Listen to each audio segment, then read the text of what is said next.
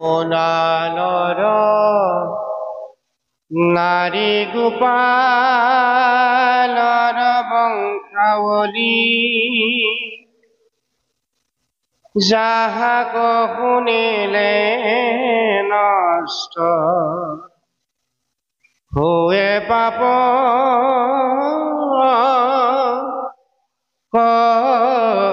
কলি অনন্ত কন্দলী ভনে কৃষ্ণর শরণে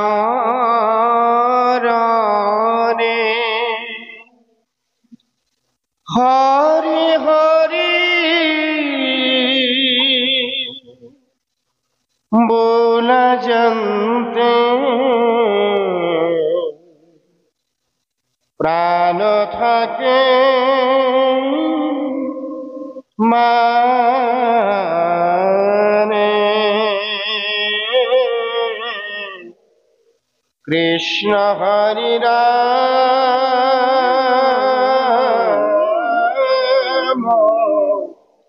রাম রাম রাম কৃষ্ণ হে কৃষ্ণ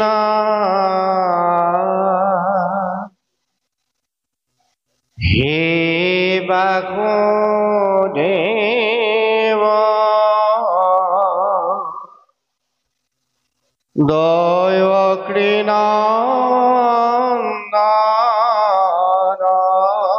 হরি নমো নন্দ গোপর কুমার কৃপাময় শ্রী গোবিন্দ তজপদ রবীন্দ পরময় লক্ষ নমস্কার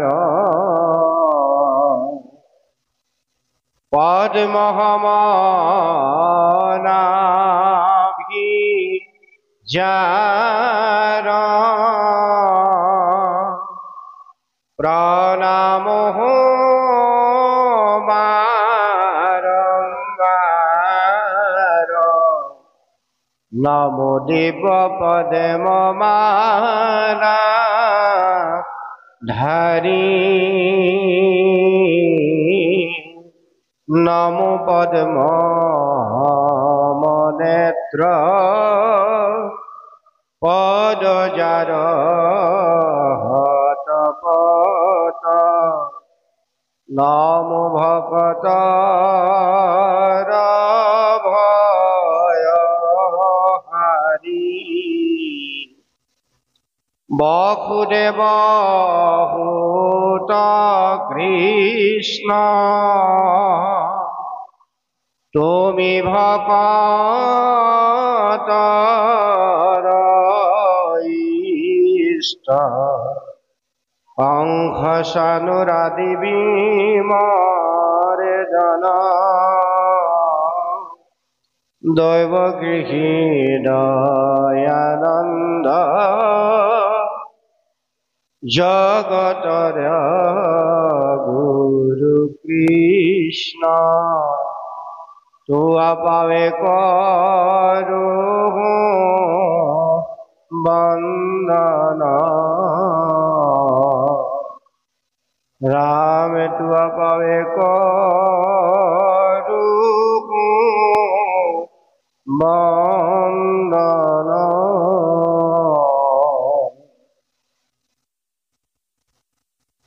কৃষ্ণ হরি হরি রাম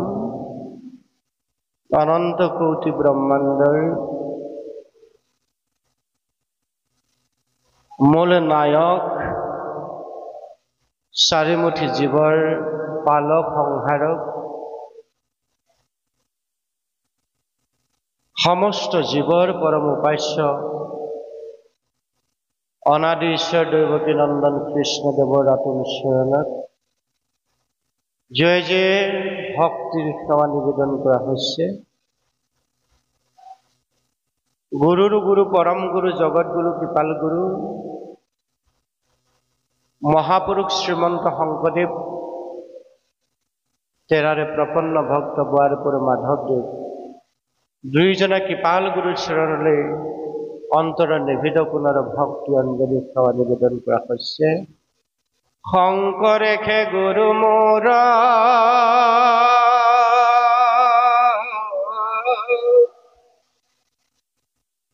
প্ৰিয়তম আত্মা হৰি শংকৰ তবিনে নাহি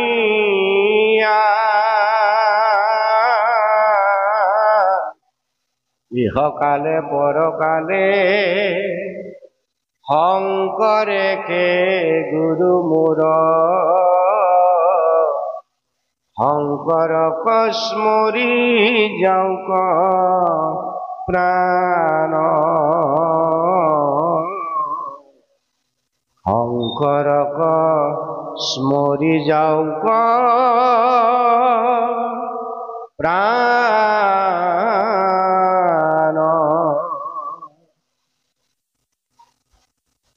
নিতাই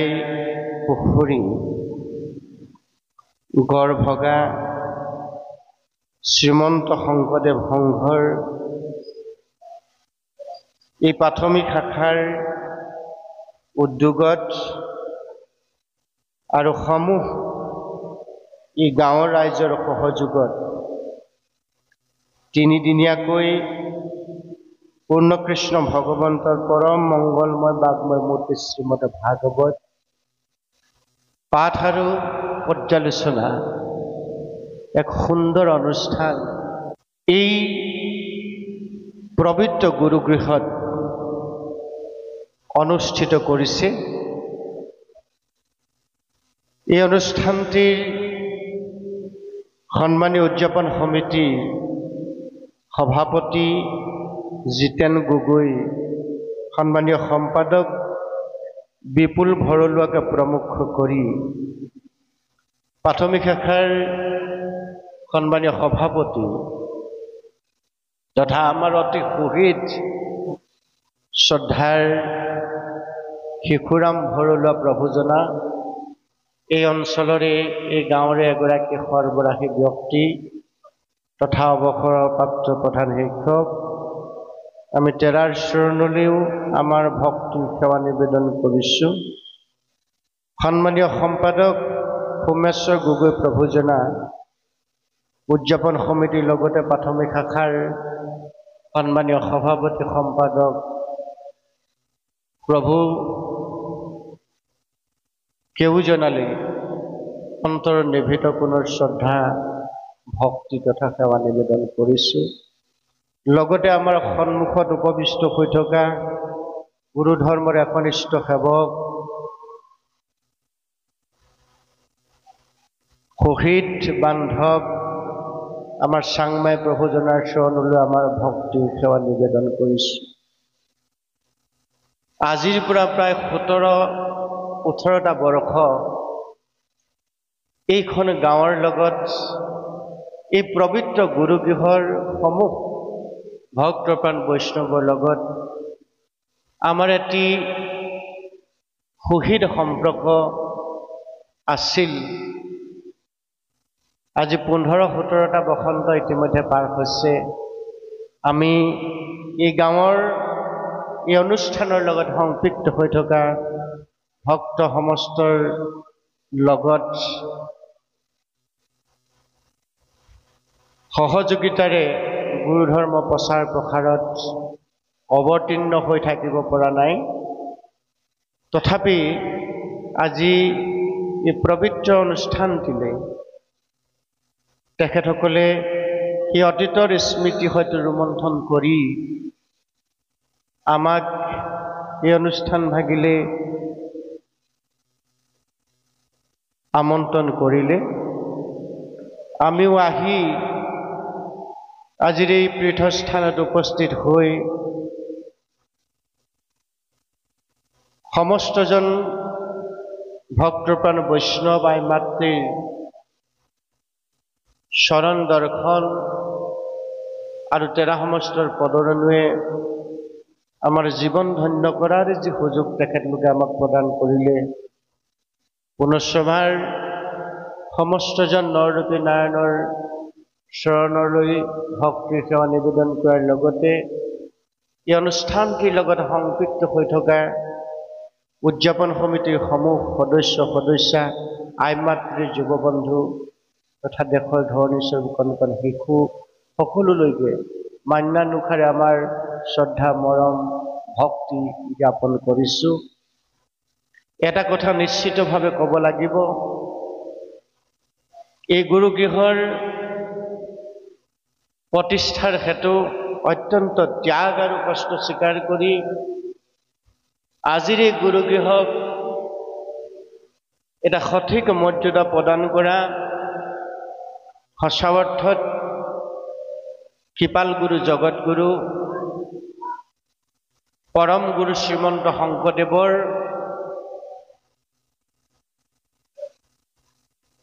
যি একশৰণ হৰিনাম ধৰ্ম, এই একশৰণ হৰিনাম ধৰ্ম এই গাঁৱৰ সমস্ত জনৰ হৃদয়ে হৃদয়ে অংকুৰিত কৰি দিয়াৰ ক্ষেত্ৰত শান্তি, সম্প্ৰীতি, একতাৰ দোলেৰে সমাজখনক এক সঠিক দিশ নিৰ্ণয়ৰ ক্ষেত্ৰত বিশেষ ভূমিকা পালন কৰি অহা আমাৰ পিতৃপুৰুষ প্ৰয়াত উমা ভৰলুৱা প্ৰভুজনা, তেখেতলৈ আজিৰ এই পীঠস্থানত থাকোঁতেই অত্যন্ত আমাৰ মনত পৰিছে। তেখেতৰ যি সুন্দৰ সমাজ সংস্কাৰ আৰু সাংগঠনিক দিশৰ যি পৰামৰ্শ এটা সময়ত আমি তেখেতৰ পৰা পাবলৈ সক্ষম হৈছিলোঁ। আজিৰ এই পীঠস্থানত ব্যাসপীঠ আসনৰ পৰা তেখেত য'তে আছে সেই পুণ্যাত্মা ভগৱন্তৰ চৰণত ঠাই পাওক, তাকে আমি স্থানৰ পৰা কামনা কৰিছোঁ। আৰু ইতিমধ্যে যিকেইগৰাকী ভাগৱত আচাৰ্যক আপোনালোকৰ মাজলৈ আমন্ত্ৰণ কৰি আনি সমগুৰ কণ্ঠৰ যোগেদি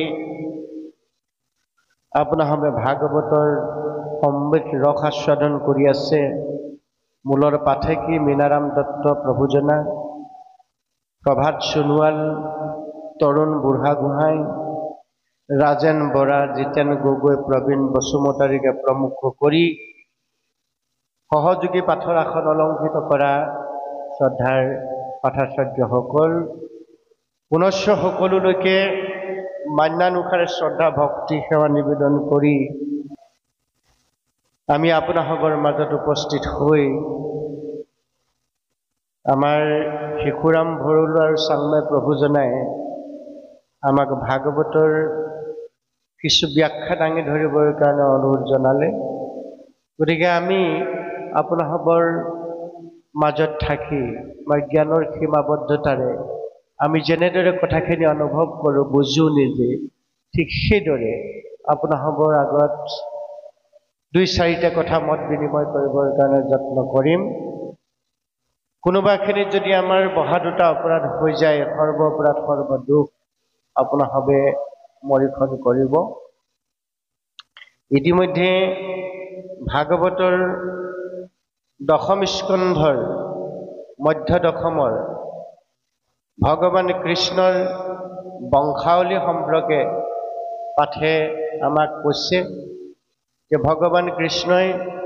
অষ্টমহিষী বিবাহ কৰি অষ্টমহিষীৰ যোগেদি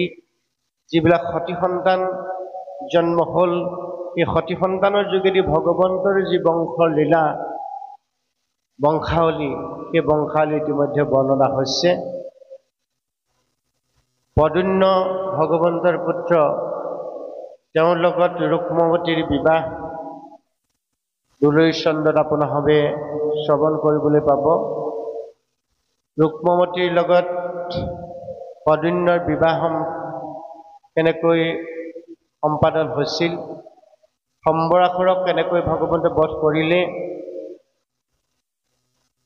ৰতিৰ লগত পদুন্মৰ কেনেকৈ মিলন হৈছিল এই গোটেই কথাবোৰ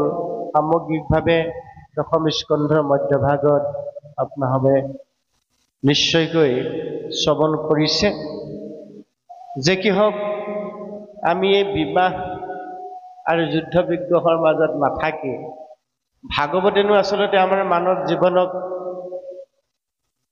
বা মানৱ জীৱনৰ উদ্দেশ্যে এই সমগ্ৰ কাহিনীবোৰৰ যোগেদি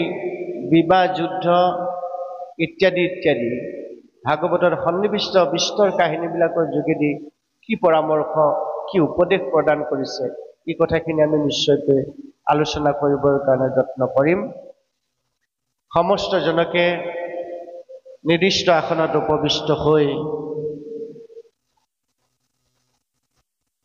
আমাৰ লগত আন্তৰিক সহযোগিতা আগবঢ়াবৰ কাৰণে অৰ্থাৎ পাঠ আৰু পৰ্যালোচনাৰ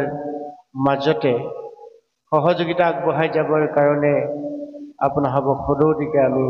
অনুৰোধ জনাইছোঁ যে পদুন্মৰ ৰুক্মৱতীৰ বিবাহ দুলৰি আমি পুনৰ অকণমান পাঠৰ মাজলৈ যাম।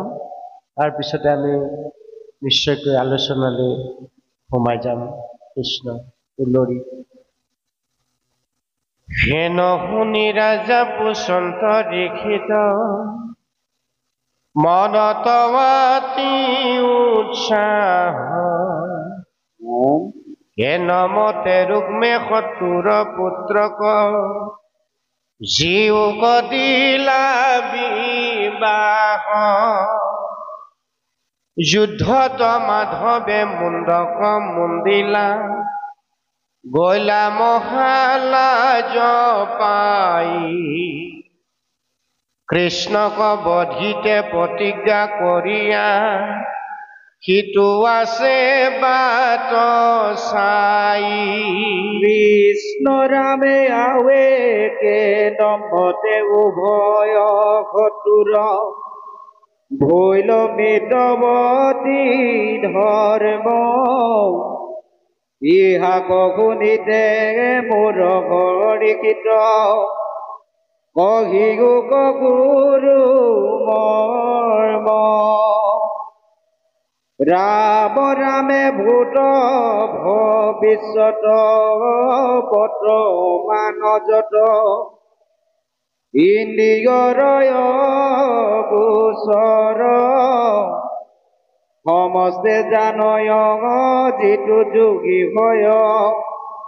তুমি মহাযোগেশ্বৰ কৃষ্ণ ৰামে শুকনি গদতি শুনা পৰীক্ষিত ৰুক্ম মহাবীৰ বৰ ভোজকত পুৰে মহা চমৎকাৰে পাতিলন্ত হয়ম্বৰ তাহান নন্দিনী নামে ৰুক্মৱতী সাক্ষাতে লক্ষ্মী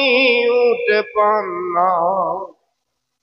তান হয়ম্বৰ শুনি ৰাজা গণে আঁকি ভৈল কথান ৰাম ৰামে সাক্ষাতে মন্দন পদুন্মক দেখি আপুনি বৰিল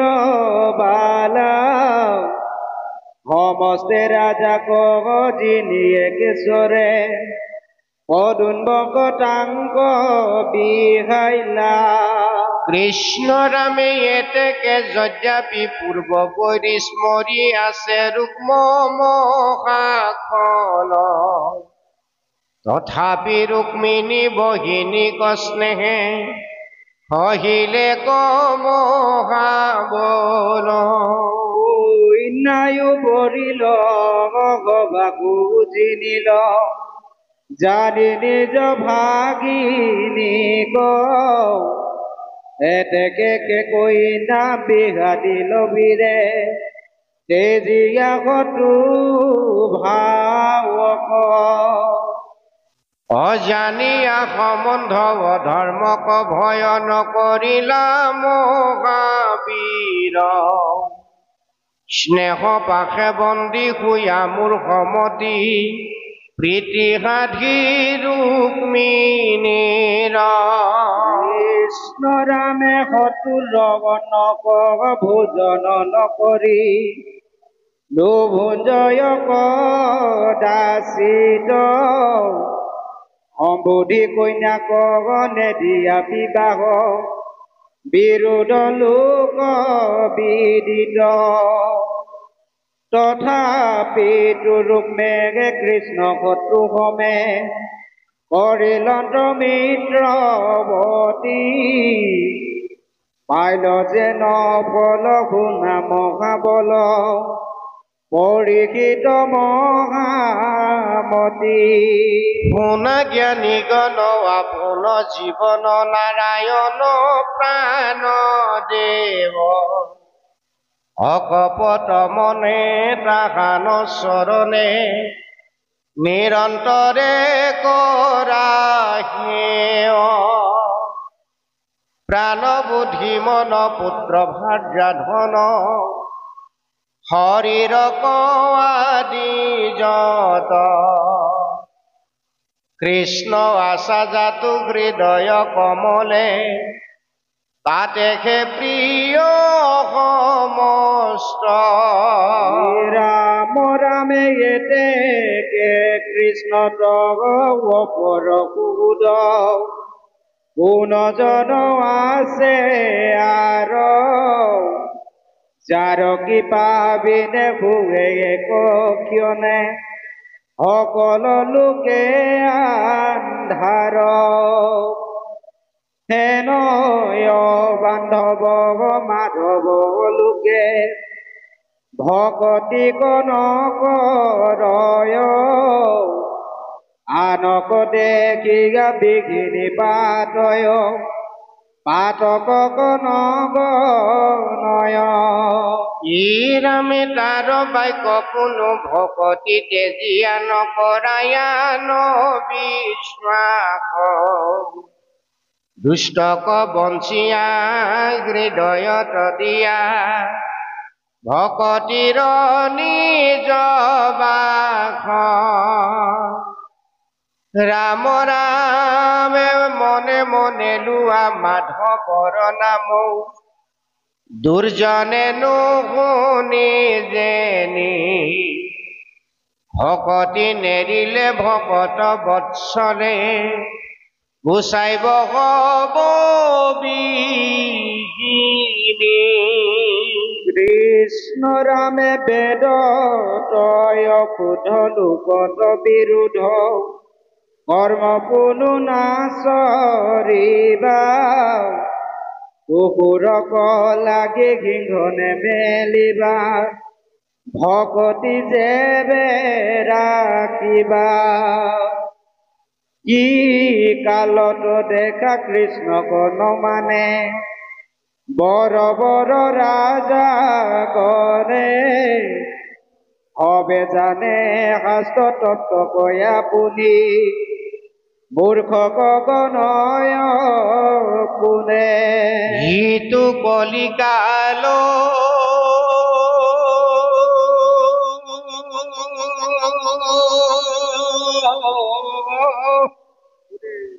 পরে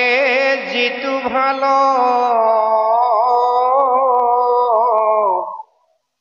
তাকে খে করে বিঘিনি বুঝি অভিপ্রায় অধর্ম এরিয়া কৃষ্ণক ঈশ্বর মানি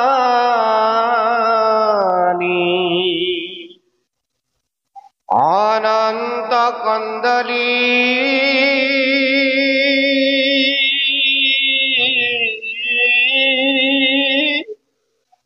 কার্যক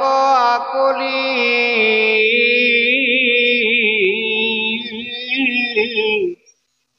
বদতি আতিকা কুতি যাবে থাকে প্রাণ बोला राम राम आत किछु नहीं क्षति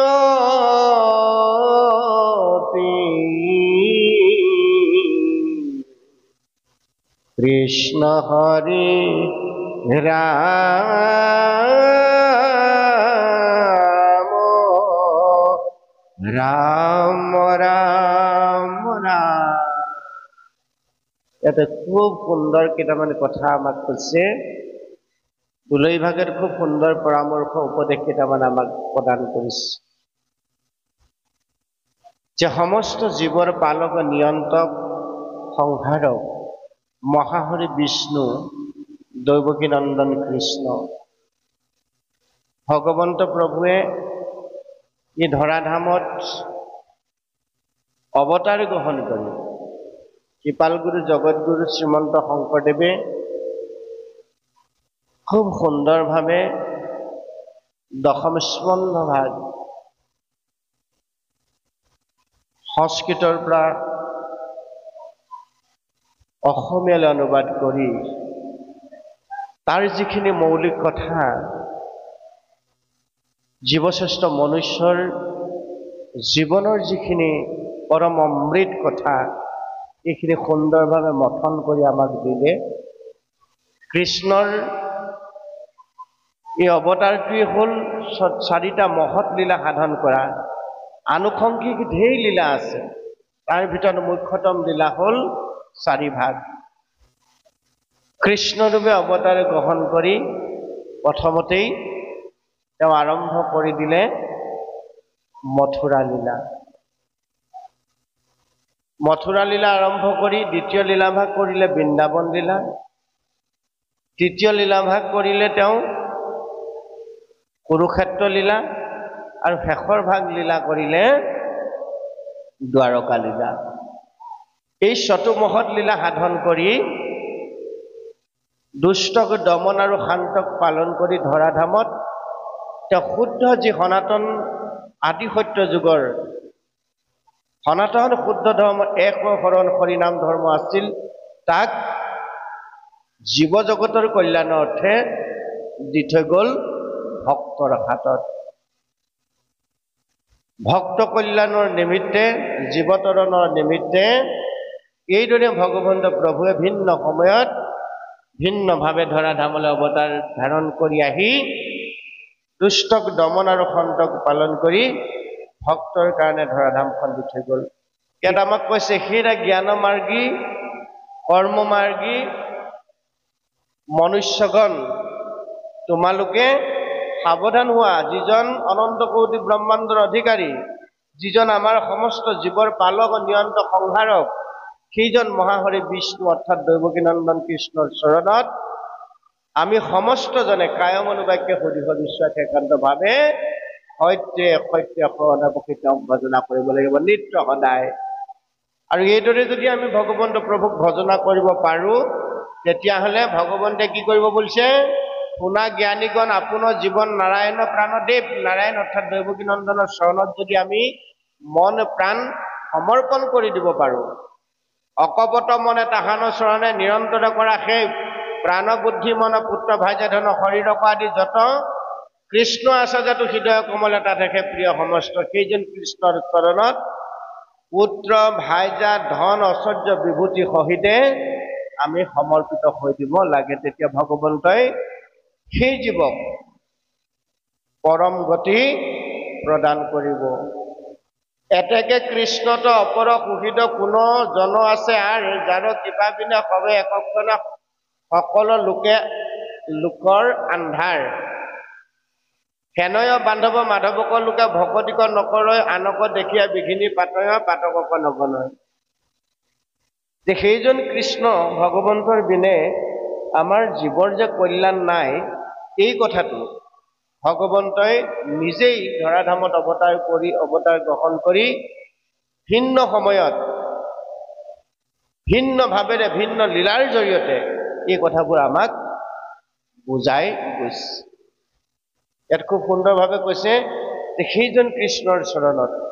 এতেকে কৃষ্ণত বেলেগ আৰু দেৱতা নাই বুলি ভাবি, সুখীত বান্ধৱ বুলি ভাবি তেওঁ কৃপাৰ অৰ্থে আমাৰ দুখুৰ সংসাৰৰ পৰা যাতে ভগৱন্তই আমাক পৰিত্ৰাণ কৰি পৰম গতি প্ৰদান কৰিব পাৰে, তাৰ কাৰণে ভগৱন্তৰ ৰাতুল চৰণত কায় মনোবাক্য সুদৃঢ় বিশ্বাসে আমাক ভজনা কৰিবলৈ কৈছে যে হেনয় বান্ধৱ মাধৱক লোক, সেইজন পৰম বান্ধৱ মাধৱক আমি যদি ভকতি নকৰোঁ তেতিয়াহ'লে কি বুলি কৈছে, কলিৰ পাপেৰে আমাক দেহটো পাপমতি কৰিব আৰু আমাৰ জীৱনৰ যি লক্ষ্য উদ্দেশ্য, সেই লক্ষ্য উদ্দেশ্যৰ পৰা আমি বিচলিত হ'ম। যদি জীৱনৰ লক্ষ্য উদ্দেশ্যৰ পৰা আমি বিচলিত হৈ যাওঁ তেতিয়াহ'লে এখন দুখন নহয় 84খন নৰক আমি ভুঞ্জিব লাগিব। আনক দেখিয়া বিঘিনি পাতয় পাতকক নগণয়। আমাৰ পাপ কিমান হ'ব আমি তাক সহজতে উপলব্ধি কৰিব নোৱাৰিম কৃষ্ণ বিমুখ হ'বলৈ হ'লে। সেইকাৰণে কৃষ্ণৰ সন্মুখ হ'বৰ কাৰণেই ভাগৱতৰ প্ৰথম স্কন্ধৰ পৰা দ্বাদশ স্কন্ধলৈ আমাক খুব সুন্দৰভাৱে বিভিন্ন কাহিনীৰ যোগেদি কথাখিনি অৱগত কৰিছে। ইয়াত খুব সুন্দৰভাৱে তাৰপিছত কৈছে যে তাৰ বাক্য কোনো ভকতি তেজীয়া নকৰা আনবিশ্বাস, দুষ্টক বঞ্চিয়া হৃদয়ত দিয়া ভকতিৰ নিজ বাস। যে যেতিয়ালৈকে আমাৰ মন আৰু হৃদয় আমি ভক্তিৰে পৰিপূৰ্ণ কৰিব নোৱাৰোঁ, যদি জ্ঞান মাৰ্গত থাকি কৰ্ম মাৰ্গত থাকি ঈশ্বৰ বিমুখী চিন্তা চেতনাৰে আমাৰ জীৱন যদি আমি অতিবাহিত কৰোঁ তেতিয়াহ'লে ভগৱন্তৰ চৰণত যেনেকুৱা সুদৃঢ় ভক্তি আমাৰ হ'ব লাগে তাৰ পৰা আমি বঞ্চিত হ'ম। আমি ভক্তিৰ বিপৰীত কৰ্মৰ যোগেদি আমি জীৱ সংসাৰত বান্ধিম আৰু দুষ্ট চিন্তা চেতনাৰে ব্যৱস্থাৰ জৰিয়তে আমি আমাৰ জীৱক ক্ৰমান্বয়ে মায়াৰ চক্ৰত বান্ধি বান্ধি বান্ধি বান্ধি আমি নৰকৰ ভাললৈ লৈ যাম বুলি কৈছে। আৰু যেতিয়ালৈকে সেই জীৱক ভক্তিপূৰ্ণ আমি কৰিব নোৱাৰিম, ভকতি নেৰিলে ভকত বচলে গুচাইব হ'ব বিঘিনি, আমি যদি কায়মন বাক্য সুদৃঢ় বিশ্বাসে ভগৱন্তৰ ৰাতুল চৰণৰ বাদে বেলেগত যদি আমাৰ চিন্তা চেতনা নাথাকে, আমাৰ কৰ্মবিলাক যদি বেলেগে নহয়, তেতিয়াহ'লে ভগৱন্ত মহাপ্ৰভুৱে কৃপা কৰি আমাক সৰ্ববিঘিনিৰ পৰা হাত হৰাই তেওঁৰ স্থানলৈ লৈ যাব। যদি ভক্তি ধৰি ৰাখিব পাৰোঁ তেতিয়াহ'লে আমি বিস্তৰ সাধনা কৰিবৰ কাৰণে প্ৰয়োজন নাই, কেৱল মাত্ৰ জীৱক আমাক ভক্তি কৰিবলৈ কৈছে। কাৰ চৰণত? ভগৱন্তৰ চৰণত। সিকালতো দেখা কৃষ্ণক নামে বৰ বৰ ৰাজাগণে, সবে জানে শাস্ত্ৰ তত্ত্বক আপুনি মূৰ্খক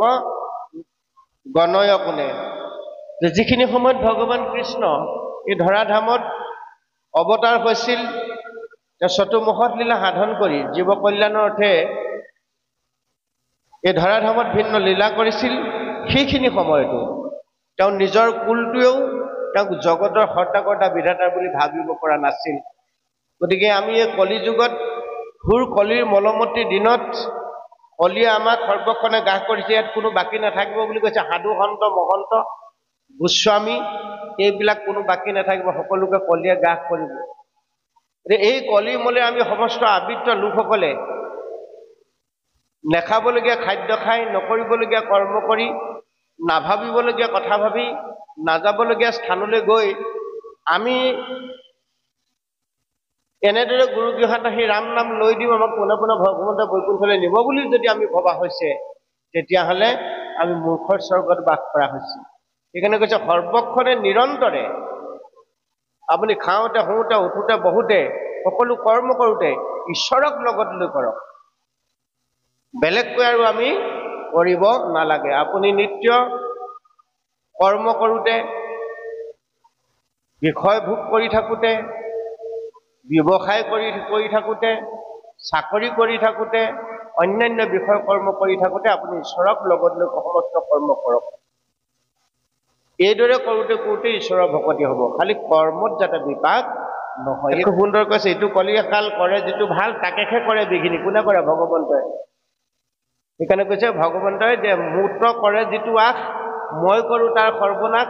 তথাপি নেৰে মূল পাশ মই তাৰ দাসৰো দাস ভগৱন্তই কৈছে সেইজন ভকতৰহে মই দাস গতিকে আমি অকণমান দুখ পালোঁ বুলিয়েই অকণমান আমাক কোনোবাই কিবা এটা ক'লে বুলিয়েই আমি ঈশ্বৰ ভক্তি এৰি দিব নালাগে ঈশ্বৰ ভক্তিৰ বেলেগে কোনেও কাকো সহায়ো কৰি নিদিয়ে সেইটো হ'ল আপোনা আপোনা মোৰ নিজৰ নিজৰ আচৰণৰ কথা আৰু এইটো ভাবিব নালাগে আমি যদি কোনোবাই ভাবি লৈছোঁ বোলে নহয় আমি এখন ভাগৱতী সমাজত সোমাই ল'লেহে আমাৰ মানে ঈশ্বৰ সেৱা ভকতি হ'ব বা মহাপুৰুষীয়া সমাজ বুলি কোৱা সমাজখনত থাকি ল'লেহে আমাৰ ভকতি হ'ব বা শ্ৰীমন্ত শংকৰদেৱ সংঘ বুলি কৈ পবিত্ৰ অনুষ্ঠানটোৰ মাজত থাকিলেহে আমাৰ ভকতি হ'ব এনেকুৱা কথা নাই আমি আমাৰ জীৱন কালত আপুনি য'তেই নাথাকক যদি ভাগৱত ধৰ্ম আচৰণ কৰিছে ভাগৱতৰ শাস্ত্ৰ উপদেশ মতে যদি আপুনি চলিবৰ কাৰণে যত্ন কৰিছে আপুনি যি স্থানতেই নাথাকক সেই স্থানৰ পৰা ঈশ্বৰে আপোনাক কৃপা কৰিব এই হ'ল ভাগৱতৰ সিদ্ধান্ত সেইকাৰণে ভাগৱত এনে এখন গ্ৰন্থ ইয়াত কিৰাত কছাৰী খাচী গাৰোমিৰি যৱন কংক গোৱাল অসম মুলুক ধোবা তুৰু কুবা চমৰেছ চাণ্ডাল আৰু নানা জাতি উপজাতি সকলোৱে এই ধৰ্ম এই ভাগৱতৰ আশ্ৰয় হ'লে কল্যাণ সাধন কৰিব পাৰে সেইকাৰণে আমি ভাগৱতৰ আশ্ৰয় হ'ব লাগে ভাগৱত অধ্যয়ন কৰিব লাগে ভাগৱতত থকা কথাখিনি কীৰ্তন দশম ঘোষা ৰত্নাৱলী গীতা ভাগৱতৰ কথাখিনি আমাৰ জীৱনৰ কথা হিচাপে আমি জীৱনত পালন কৰি যাবৰ কাৰণে যত্ন কৰিব লাগে কলিক থাকিবলৈ পৰীক্ষিতে জেগা দিছিল প্ৰথমতে 4 ডোখৰ তাৰপিছত কলিয়ে যেতিয়া জেগা কম হ'ব বুলি নিজৰ বৃহৎ কাইটো দেখুৱাই পুনৰ পৰীক্ষিতৰ চৰণত শৰণে পক্ষী ক'লে তেতিয়া ক্ৰমান্বয়ে পৰীক্ষিতৰ পৰা কলিয়ে জেগা বহলাই গৈ আছে তাৰপিছত দিলে মাটিত সীমাত তাতো কম হ'ব বুলি যেতিয়া ক'লে তেতিয়া শেষত গৈ পৰীক্ষিতে ক'লেগৈ যে য'ত ভগৱন্তৰ গুঞ্জক শুদ্ধভাৱে কায়মনোবাক্যে ভক্ত সমস্ত শ্ৰৱণ কীৰ্তন কৰিব মোৰ উপদেশত তই সেইডোখৰ স্থানলৈ যাব নোৱাৰি বাকী সকলোতে মই তোক দিলোঁ পাখা যোৱা ইত্যাদি য'ত যি আছে সকলোতে তোক দিলোঁ সেইকাৰণে কৈছে নিপতিক বুলন্ত কলি তোক দিলোঁ স্থান জৈত্য খেলে যোৱা পাখা কৰে মদ্যপান য'ত যোৱা খেল হয় পাখা খেল হয় এতিয়া যি পাখা কথা কৈছে আৰু য'ত মদ্যপান হয় এই 3ডোখৰ নিৰ্দিষ্টকৈ তোক মই ঠাই দিছোঁ তেতিয়া কলিয়ে ক'লে যে মোৰ এইডোখৰো কম হ'ব প্ৰভু তেতিয়া ক'লে যে গৃহস্থৰ পঞ্চশুনা থাকে যে তই সেই 4 ঠাই দিলোঁ পঞ্চগুয়া তই এই 4ডোখৰ তোক নিৰ্দিষ্টকৈ মই স্থান দিলোঁ এই স্থানতে তই সৰ্বদাই থাকিবি এতিয়া আমাক সেই পাখা খেলৰ কথাডোখৰ ইয়াত খুব সুন্দৰভাৱে উল্লেখ কৰিছে যে পাখা খেলৰ জৰিয়তে যে কলিৰ প্ৰভাৱত জীৱবিলাক কৰিব লগা হয় অৰ্থাৎ পাখা খেলত জুৱা খেলত কলি যে থাকে মদ্যপান কৰা স্থানত যে কলি থাকে সেই কলিৰ গাহৰ পৰা যে সেই জীৱবিলাক উদ্ধাৰ হ'ব নোৱাৰে গতিকে সেই স্থানবিলাকৰ পৰা আমাক জীৱশ্ৰেষ্ঠ মানুহ হিচাপে সদায় বাচি থাকিবৰ কাৰণে ভাগৱতে পৰামৰ্শ দিছে কলিজ থকা স্থানলৈ নাযাবা জৈত্য খেলে জুৱা জৈত্য খেলে পাখা কৰে মদ্যপান গৃহস্থৰ পঞ্চশুনা পাতেক থাকে য'ত সেই 4 ঠাইত কলিৰ একেবাৰে সুনিৰ্দিষ্ট স্থায়ীভাৱে থকা স্থান সেই স্থানলৈ আমাৰ জীৱবিলাকৰ কথাত মনুষ্যক কেতিয়াও যাবলৈ পোৱা নাই তাৰ বিপৰীতে সন্তৰ সংগলৈ ভকতৰ সংগলৈ গৈ ভগৱন্তৰ লীলাচৰিত ভক্তিত নিজক সাঁতুৰাই জীৱনটো সুন্দৰৰ পৰা সুন্দৰলৈ আগবাঢ়ি লৈ যাবলৈ কৈছে গতিকে আমি তাকে যদি এই ভাগৱত মহাগ্ৰন্থৰ পৰা ভাগৱত শ্ৰৱণ কীৰ্তনৰ জৰিয়তে যদি এই কথাবোৰ আমি জীৱনত উদ্ধাৰ কৰি ল'ব নোৱাৰোঁ বুটলি ল'ব নোৱাৰোঁ তেতিয়াহ'লে আমি ভাগৱত পঢ়া আৰু ভাগৱত ধৰ্ম আচৰণ কৰিছোঁ বুলি ভবাটো একেবাৰে মিছা কথা হ'ব যদিহে আমি ইয়াক জীৱনত লৈ পালন কৰিবৰ কাৰণে যত্ন নকৰোঁ কেৱল মাত্ৰ গালো নাম গ'লুৰি তাৰ না 1 2 লিখা হ'ব ৰাম নাম ল'ব লাগে কাৰণে ভকত সমাজলৈ আহিব লাগে কাৰণে আহিছোঁ, ৰাম নাম ল'ব লাগে কাৰণে লৈছোঁ। কি ক'লেনো কি আছেনো ভাগৱতে এইখন কাণে সোমাই সেইখন কাণে যদি আমি উলিয়াই দিওঁ তেনে জীৱনৰ প্ৰকৃত ইচ্ছিত ফলটো আমি লাভ কৰিব নোৱাৰিম। গতিকে বেয়াৰ আশ্ৰয় অৰ্থাৎ মিছাৰ পৰা আমি আঁতৰত থাকি সঁচাই ধৰ্ম মিছাই পাপ বুলি আমি জীৱনটো যদি সজাব পাৰোঁ তাৰ পৰা আমাৰ প্ৰত্যেকৰে উপকাৰ হ'ব। কৃষ্ণ। ইয়াৰ পাছত কি আহিছে আমি অকণমান চাওঁ। ইয়েহি বুলি পৰিঘ উচায়া সলায়ুধে সভাৰ মধ্যত তাক পহাৰিল ক্ৰোধে কৰিলে অহংকাৰ তাৰ পাইলে ফল প্ৰচণ্ড পহাৰে পাপি গৈল ৰখাত অনুভৱ ৰাজায় অনুমতি দিলা মানে অবাকু পৰিঘ ধৰি তাৰিলা সন্ধানে পুৰুষীৰ বাহু কাটি পৃষ্ঠভংগ ভৈল ৰুধিৰ দগধ ভূঞা ভয়ে পলাই গৈ ৰুক্মিণীৰ ভাই ৰুক্ম মাধৱৰ শাল জ্যেষ্ঠ বলু ভদে তাৰ চিন্তিলে ককাল ৰুক্মিণী ৰামৰ স্নেহ ভংগ ভয় হৰি ভাল মন্দ কিছু লীল ব্যক্ত কৰি প্ৰাণৰ সমান জ্যেষ্ঠ বলভদ্ৰ ভাই ৰুক্মিণীও নিজ ভাই যা পহন যায় ভাল ভৈল বুলিলে ৰুক্মিণী পাইবে সুখ বলু কনিন্দিলে ক্ৰোধ কৰিবন্ত মুক মংগল বেলা ভৈলা কুটুম্বৰ বধি এহি চিন্তি নাৰায়ণ ৰহিল বধে ৰুক্মিণীও শ্ৰেষ্ঠ ভাইক নকৰিল সুখ জয় জয় কৰে আৰু হব যদুলোক আছে অনিৰুদ্ধ কন্যায়ে সমন্বিতে মহাৰংগে যদুগণে তুলি দিব্য ৰথে বলভদ্ৰ আদি চলি গৈল কুশস্থলী কৃষ্ণৰ প্ৰসাদে ভবে কাৰ্য সংকুলি কৃষ্ণ। ভগৱন্তই প্ৰতিটো লীলাৰ জৰিয়তে যি ভক্তি মাৰ্গৰ কথা ইয়াত সুস্পষ্টভাৱে দাঙি ধৰিছে।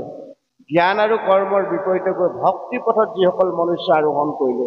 সেইসকলক কিন্তু অতি সহজতে বা আগতীয়াকৈ তেওঁ কৃপা কৰিব। এতিয়া অসংখ্যাত জীৱ আছে সংসাৰৰ ভিতৰে মনুষ্যকে ভজে আনে ভজিতে নপাৰে, মনুষ্যহে ভগৱন্তক ভজিব পাৰে। তো মনুষ্যৰ ভিতৰতো যাৰ অসংখ্যাত পুণ্য আছে সেইসকলেহে ভগৱন্তক কায়মনোবাক্যে সুদৃঢ় বিশ্বাসে ভজিব পাৰে। সেইসকল যি অনুষ্ঠানৰে সংগী হৈ নাথাকক কিয়, যদি কায়মনোবাক্যে সুদৃঢ় বিশ্বাসে একান্তভাৱে ভগৱন্তকে তেওঁলোকে পৰম উপাস্য তত্ত্ব হিচাপে লৈছে। ভগৱন্তৰ লীলাচৰিত কীৰ্তন দশম ঘোষাৰত্নাৱলী গীতা ভাগৱতৰ আধাৰ হিচাপে লৈ তাৰ উপদেশেৰে তেওঁলোকৰ জীৱন যদি শৃংখলিত পৰিহিত ৰূপত আগবঢ়াই নিবৰ কাৰণে যত্ন কৰিছে, সেইসকল জীৱক ভগৱন্ত প্ৰভুৱে সোনকালে কৃপা কৰিব। সেইকাৰণে আমাক বাৰে বাৰে কৈছে যে কায় বাক্য মন, কায় মানে দেহ,